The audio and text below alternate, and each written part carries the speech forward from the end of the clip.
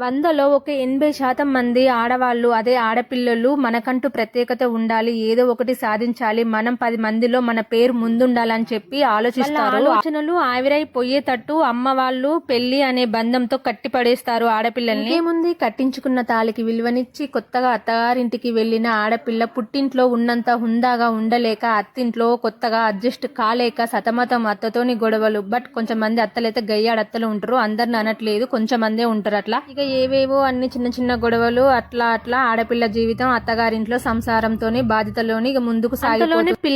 పిల్లల ఆలన పాలన చూడడం, పిల్లల్ని స్కూలుకు పంపించడం, భర్తని పనికి పంపించడం, ఇదే సరిపోతుంది. పనులన్నీ అయిపోయాక ఏదో మధ్యాహ్నం టైంలో 5-10 నిమిషాల్లో టైం దొరికితే కూర్చొని ఆలోచించే వాళ్ళు, నేనేం సాధించినా అని ఆలోచించే వాళ్ళు ఆడవాళ్ళు చాలా మంది ఉన్నారు. అట్లనైతే ఎవ్వరు బాధపడకండి అబ్బా, ఏం సాధించాలి, మనల్ని ఆదరించే మంచి భర్త, మనం చెప్తే వినే పిల్లలు, ఆడవాళ్లకు అది చాలా జీవితం.